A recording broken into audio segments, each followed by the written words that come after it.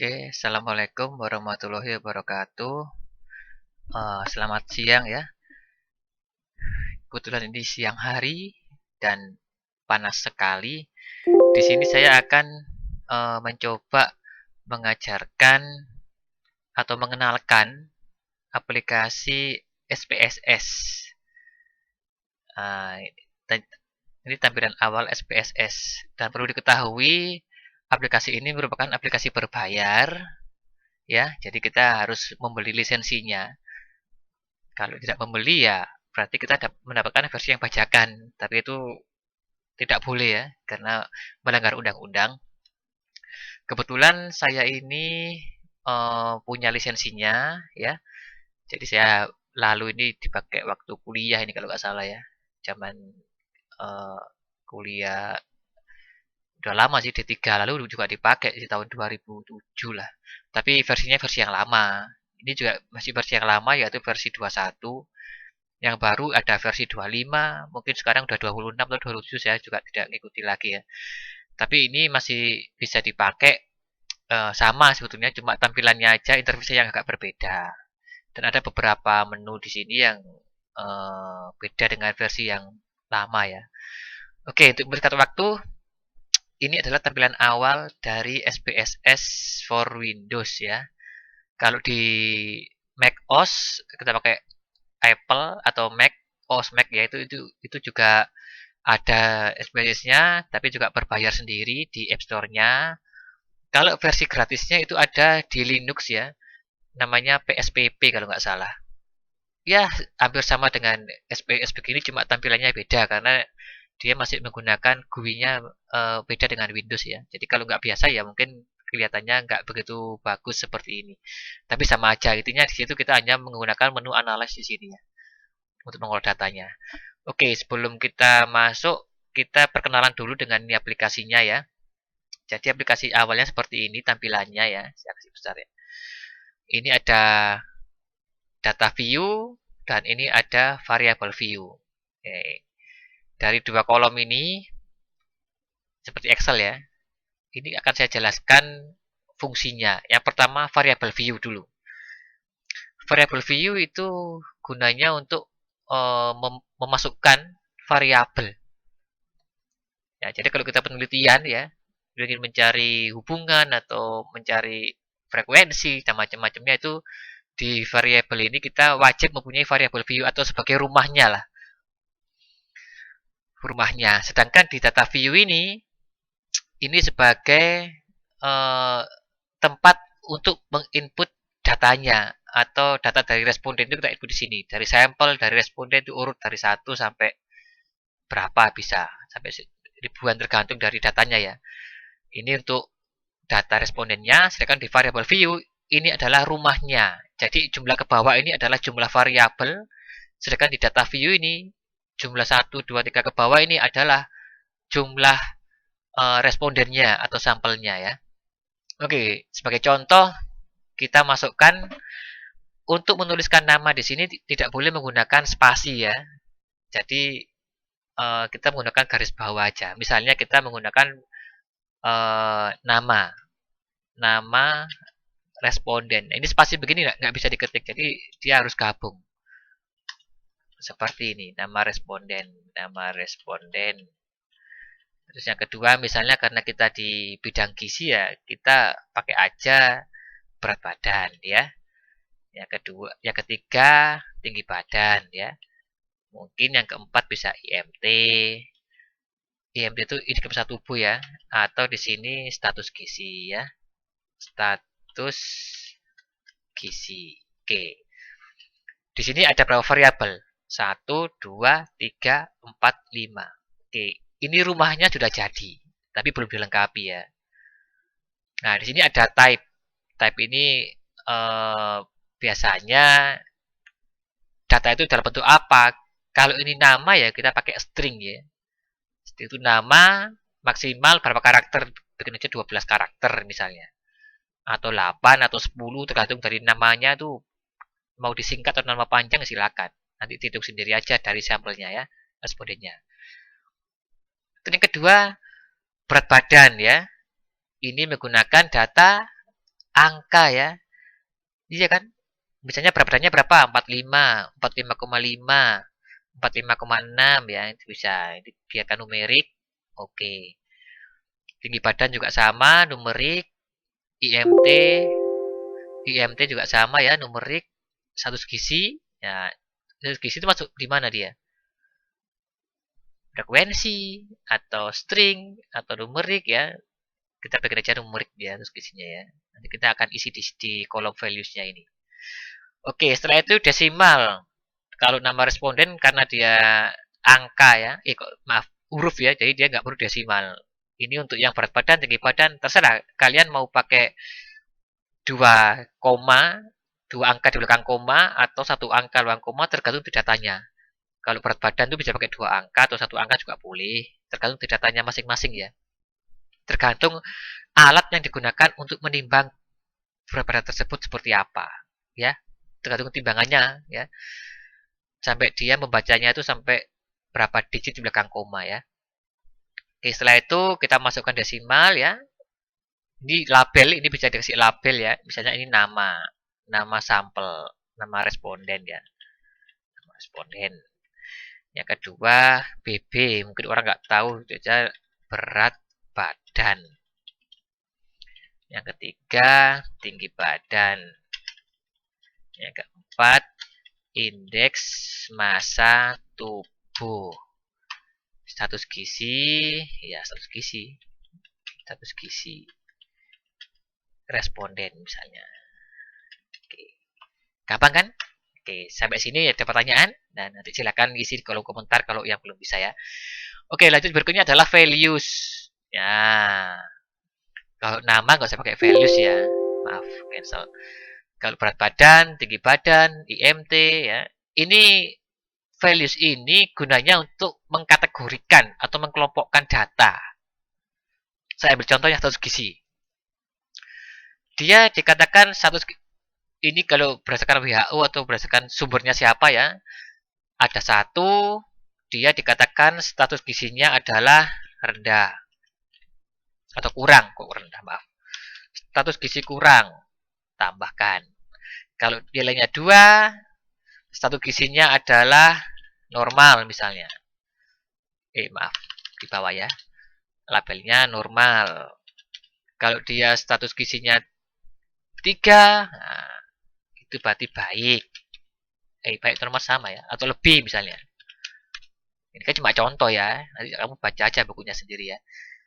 Oke, terus yang berikutnya missing nggak usah, kolomnya isi aja tetap seperti standarnya. Yang terakhir adalah measure-nya. Nah, kalau kita belajar data ya, belajar statistik itu pasti kita diingatkan dengan data nominal atau data ordinal ya, atau skala ya. Kalau dia nama responden ya dia nominal ya. Kalau dia berat badan, nah itu masuk nominal atau skala atau ordinal kira-kira. Nah, nanti silakan buka lagi ya, ingat-ingat lagi kira-kira data berat badan itu masuk di kategori mana, skala, ordinal atau nominal. Kalau nominal dia itu misalnya ya, itu kayak agama ya, pekerjaan, status gizi ya, itu yang pasti-pasti. Kalau ordinal itu ada tingkatannya. Jadi tingkatannya bagaimana? Ini juga sama, kita masukkan ke ordinal, karena nanti kita akan kelompokkan data-data ini ya. IMT itu bisa di ordinal, status gizi, nominal ya. Sampai sini ada pertanyaan? Oke, nggak ada ya. IMT juga begitu. IMT-nya misalnya di bawah kurang dari berapa? Dikatakan IMT itu underweight ya. Di bawah misalnya di sini kurang dari 18,5 ya. Berarti dia dikatakan underweight. Ya, ini cuma contoh loh ya. Underweight. Kita gunakan dulu ini. Maaf, ini salah. Uh, yang di bawah underweight biasanya nilai 1 ya. Ya, kalau dia 2, dia normal. Kalau dia 3, dia overweight. Overweight. Ya, seperti ini. Ini cuma contoh aja ya dulu. Supaya kita gampang untuk pengininya ya. Oke, sampai sini ada pertanyaan? Oke, ya, kalau tidak ada, rumahnya sudah jadi, ada 5 rumah ini ya. Sekarang kita klik di data view. Klik ya, kan luar 1, 2, 3, 4, 5. Ini nggak mungkin salah dengan yang kita bikin tadi. Karena ini merupakan rumahnya. Ya, sekarang kita input datanya. Misalnya nama respondennya siapa? Yang pertama Denny ya. Yang kedua siapa? Novian misalnya. Yang ketiga Agustian ya. Ini dosen kalian semua ini. Yang keempat siapa? Ana, Sesi, ya, Ibu Popi. Siapa lagi? Kita menggunakan 10 aja ya. Misalnya menggunakan 10 orang ya. Nando, siapa lagi?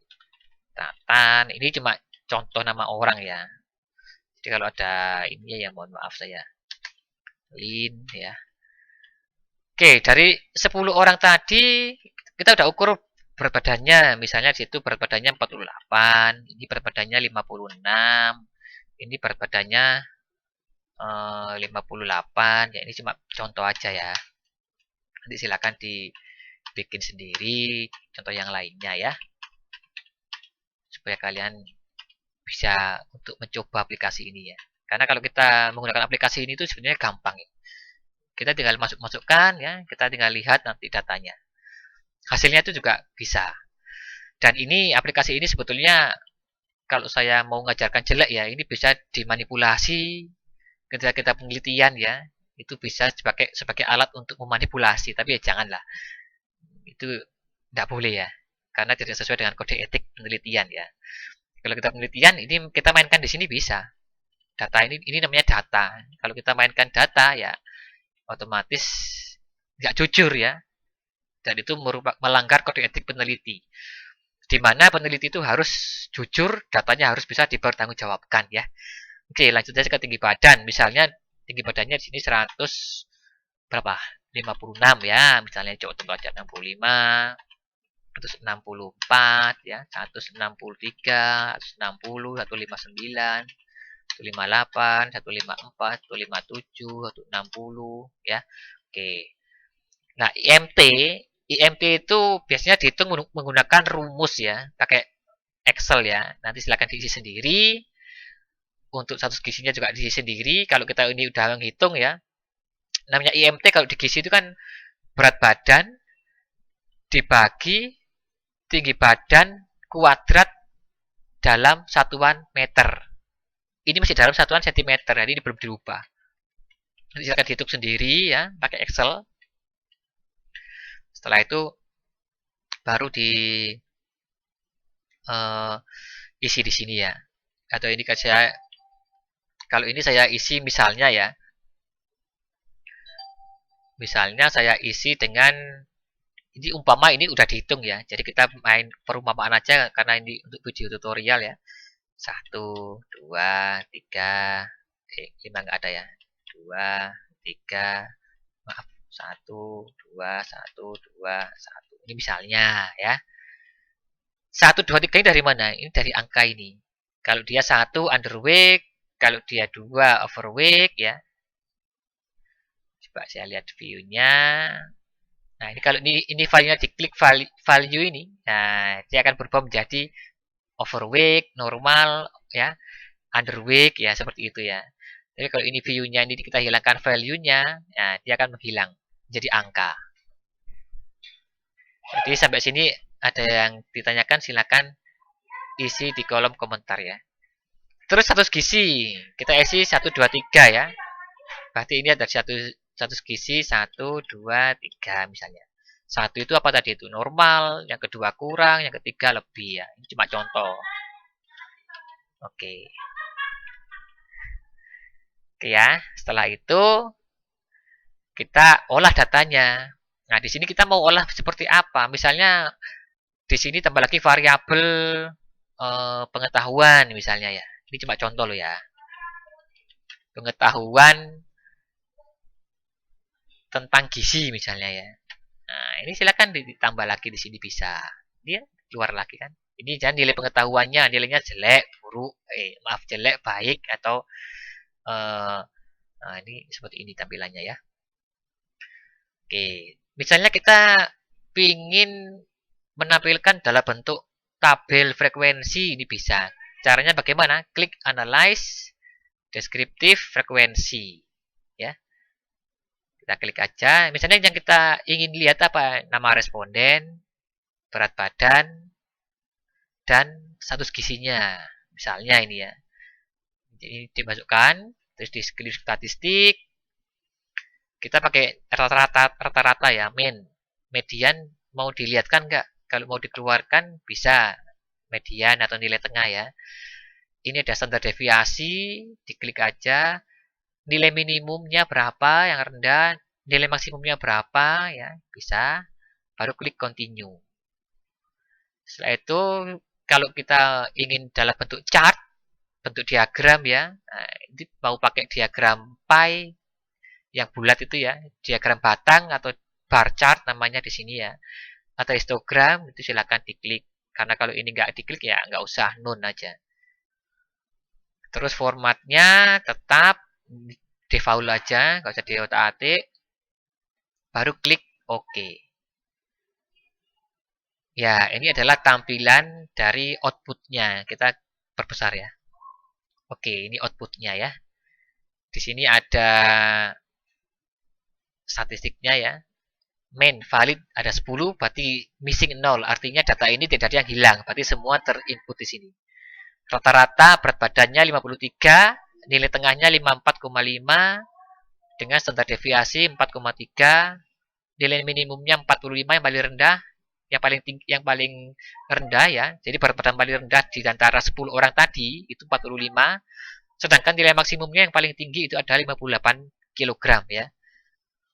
Untuk status gizinya ini di sini juga ada 10 orang, nilai yang terendahnya 2, itu ini status gizi kita sebenarnya nggak bisa dilihat di sini ya. Harus dilihat di variable view-nya tadi. Oke, ini kumulatifnya, ini ada nama ya. Ini ada berat badan siapa-siapa tadi ya, sesuai urutannya ini berat badannya. Baru yang terakhir status gizinya, ini ada normal, kurang, lebih ya. Yang dari 10 orang tadi yang status gizinya kurang ada 3 orang, yang normal ada 4 orang, dan yang lebih ada 3 orang. Itu totalnya 10, 100% ya, jadi valid semua datanya. Nah, ini adalah contoh untuk melihat tabel frekuensi ya. Gampang kan? Oke. Jadi nanti silakan dicoba ya buat yang ini ingin belajar SPSS. Jadi jangan kaget, ini adalah tampilan awalnya seperti ini. Ada file ya, ada edit, ada analyze ya. Ini ada banyak sekali. Kita melakukan analisa seperti apa. Itu masing-masing analyze di sini itu ada syarat ujiannya. Syarat ujiannya seperti apa. Silakan baca referensi atau buku-buku yang relevan dengan penelitian atau statistik biasanya. Oke, sekian dulu video tutorial dari saya. Apabila ada pertanyaan, silakan isi di kolom komentar. Terima kasih. Assalamualaikum warahmatullahi wabarakatuh.